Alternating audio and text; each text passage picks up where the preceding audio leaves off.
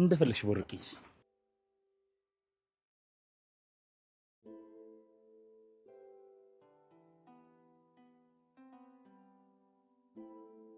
ብሩክ በጣም በቀለኛ ነው። ልጁ ድና ከተመለሰች ያለምንም ጥርጥር ይበቀላል።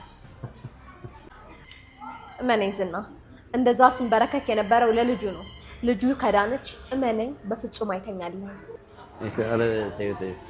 እኔ እኮ ሰው ማሰራት አልችልም። ራሴ ልጨርስ ብዬሽ ነበር አይደል? ራስ ስትጨርስ ስንት ነገር አለ። ችግር እኮ ይፈጠራል። ይኸውልህ በደንብ ስማ። በዚህ 2 ቀን ውስጥ ሞገስን አግኝተን መግደል ካልቻልክ ጨካኟ የእንጀራ እናት ማህሌት ዝናን ለማማለል በውድቅት ሌሊት ቤቱ ሄዳ ነበረ። ቢያንስ ቢጨክን እንኳን ሴት ልጅ ነኝ አጉል ሰዓት አያስወጣኝም በማለት ውድቅትን ተገና አድርጋ ነበር የሄደችው።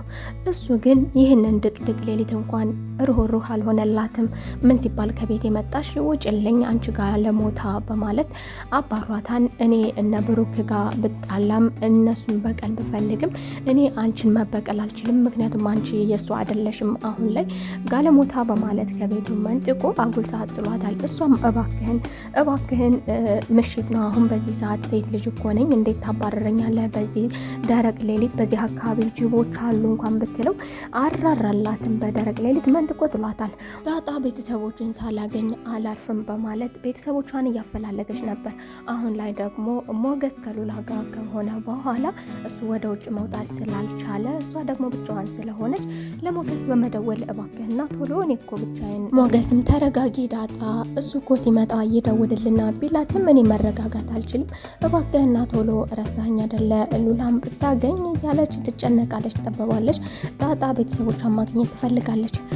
ማህሌት ወደ ኤፍራታ በመሄድ ኤፍራታ ጋር ዝና እንዴት አድርጎ እንዳባረራት እንዴት አይነት ጨካኝ ሰው እንደሆነ ትነግራታለች። ማህሌት አይሳካልሽም ብዬሻለሁ እኮ አርፈሽ ተቀመጪ ከክብርሽ ሆኜ በማለት ኤፍራታ መክራታለች። እሷ ግን ያሰብኩትን ነገር ሳላሳካ አንድና አንድ ያለኝ አማራጭ እሱ ብቻ ነው። ስለዚህ ስንቱ ወንድ እንዳልተንበረከከልኝ እንዴት እሱ ምን ሲባል እንደዚህ ንቆ ያባረረኛል ብታይ እኮ ምን እንዳለኝ። ይህም ያልበቃት ማህሌት አሁንም ተነስታ ወደሱ በመሄድ ስራዎቹን ሰበብ እያደረገች ወደሱ በመሄድ ከሱ ጋር ታሳልፋለች። ይህን ሰውዬማ እቺ ሳላስገባ አላብላ። ኤፍራታም ከሱ ምን ያህል ጠለቅ ያለ ገንዘብ እንደምታገኝ ስለነገረቻት እንግዲህ ለኔም ትተርፍኛለሽ አይዞሽ ቀጥይ እያለች ደግሞ ታደፋፍራታለች። አንዴ አይሆንም አንዴ ደግሞ ጥቅሙን ስትነግራት እሷን ቅድስትም ደስታ በደስታ ሆናለች። ብሩክ ደውሎላት ሮብ እንደሚመጡ ይነግራታል። ሮብ ይመጣሉ በማለት አዲስ ሰው ሆናለች። ቅድስት አዲስ ሰው ከሆነች ሰንበትበት ብላለች። ማህሌትም ዝናን ብሩክ በቅርቡ መምጣቱ አይቀርም እሱ መጣ ማለት ከሰርክ ማለት ነው። ብሩክ ልጁን አሳክሞ ከመጣ አንተ ሞገስን ልታገኘው አትችልም። ያኔ የምብርክክ ሲሄድ የነበረው ለልጁ ብሎ ነው እንጂ ብሩክን አትችለውም። ስለዚህ እሱ ከመምጣቱ በፊት ግደለውና ሞገስን ጨርሰው እያለች ታገፋፋዋለች። እሱ ግን ያንን ቢመጣ ይሄም ሁለቱም አንድ ናቸው ለእኔ ምንም አያቅቱኝም ይላል። በሌላ በኩል ደግሞ እንደሚፈራውም እንቅልፍ እንደነሳኝም ይሄ ሰውዬ ሰንበትበት ብሏል እንቅልፍ ከነሳኝ ስለዚህ አጥፉልኝ በማለት ይጨቃጨቃል። ሰውዬው አዲስ ነገር ስላልነገራቸው እንዲገል የቀጠሩ ሰውዬ አዲስ ነገር ስላልነገራቸው ትዕግስትን አጥቷል። ለሱም በመደወል በቀጠሩትም ሰዓት በወቅቱ በቦታው ባለመድረሱም የሚከተለውን ጭቅጭቅ ተቀብሏል። እሱም ምን አዲስ ነገር አለ ሲለውም አዲስ ነገር የለም ግን እየተከታተልናቸው ነው። ማህሌትም እሱም ዳጣን በመከታተል ጥቅም እናገኛለን ወይ ብለው ሲመካከሩ ዳጣን በመከታተል ጥቅም አናገኝም እባክሽ ብሎ እሱ ተስፋ የቆረጠ ይመስላል። ነገር ግን ማህሌት ዝናን እባክህን ፊትህን ዘወር አድርግ ሀገሩ እኮ በቆነጃጅት እየተሞላ ነው ይህች ልጅ አትሆንም። ሲጀመር ደግሞ እኮ ሞገስ አይደለም ጥፋተኛው ሞገስ እኮ ተስፋ ቆርጦ ረስቶ ትቷት ነበረ።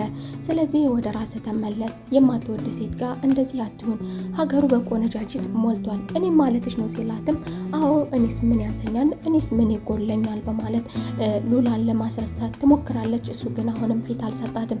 እኔና አንቺ ስራና ስራ ብቻ ነው የሚያገናኘን ስለዚህ ስራችንን እንሰራለን ከስራችን ውጭ ትርፍ ነገር እንድትናገሪ አልፈልግም በማለት ፊት ነስቷታል። ሞገስ ሉላን ምን እንደሚያምራት በተደጋጋሚ ይጠይቃታል። እሷም ግን ፀሐይ ነው የሚናፍቀኝ ብዙ ጊዜ፣ ምክንያቱም ለአመታት ከቤት ወጥቼ አላቅም፣ ከቤት ስለማያስወጣኝ ትለዋለች።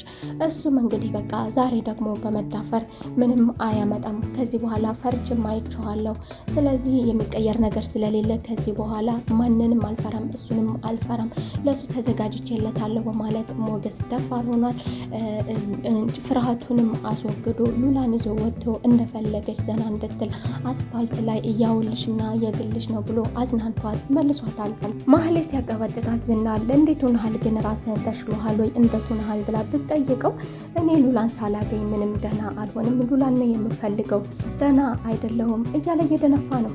ሉላን እሷ ማህሌት ዝና ለነፍሰ ገዳዩ ሰውዬ ትእዛዝ ሲሰጥ ትሰማዋለች። ሁለቱንም ግደልልኝ ያለው ነበረ። እሷም ግራ በመጋባት ሉላንም ምን እያልክ ነው ያለኸው?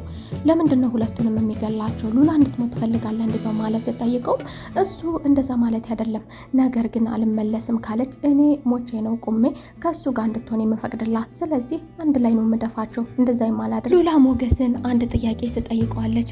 እስኪ እውነቱን ንገረኝ፣ ከጓደኛ ሚስት ጋር ተኝተሃል እንዴ በማለት ትጠይቀዋለች። ሞገስም ይደነግጣል ስራ ስላለበት፣ በዚህ ምክንያት ደግሞ ጥላኝ ትሄድ ይሆን እያለም ይጨነቃል። እሷ በጠየቀችው መሰረት አልካደም።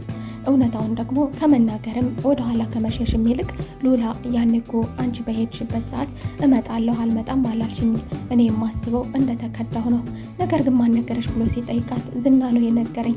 አስከትላም ዳጣ ደግሞ ልጅ እንዳለህ ነግራኝ ነበር ስትለው ተደናገጠ። ዳጣ ከየት አመጣችው? ምኑን ከምኑ አገናኝታው ነው እያለ ነበረ።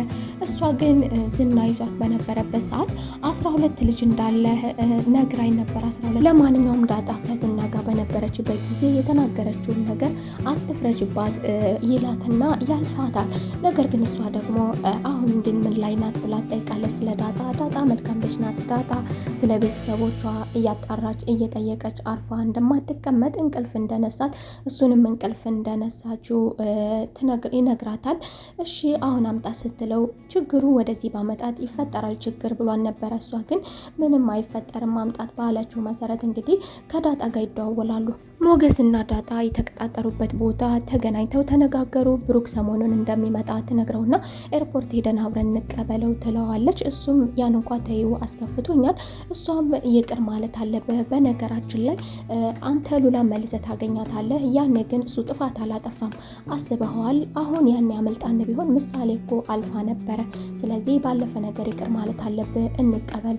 ለማንኛውም በሰላም ከመጣች ደህና ከሆነች ነገሩ ካለፈ እሱ ደስተኛ ከሆነ ደስተኛ ነኝ። ነገር ግን ወደዛ ሞገስ ዳጣን ሉላ ልታገኝሽ ትፈልጋለች፣ ነይ እንሂድ ከሉላ ጋር ልውሰድሽ እና እያት እሷም ናፍቃኛለች እያለች ነበረ ልውሰድሽ ሲላት እሷም እኔ ባገኛት ደስ ይለኝ ነበር፣ ነገር ግን ላገኛት አልፈልግም አሁን፣ ምክንያቱም ደግሞ ታውቃለህ እኔ ወደዛ በሄድ የሚከተለኝ ሰው እንደሚኖር ምንም ጥርጥር የለውም፣ አሁን ራሱ እያልተከተሉን እንደሆነ ምንም ማረጋገጫ የለንም ስትልም ዘወርም ስትል የሆነ ነገርም ከብዶኛል እያለች ሁለታቸውም ዘወር ሲሉ ከኋላ የሚከተላቸው ሰው እንዳለ ያጣራሉ፣ ያውቃሉ፣ ያገኙታል። አይቷቸው ዘወር ሲል ሲደበቅ ያዩታል።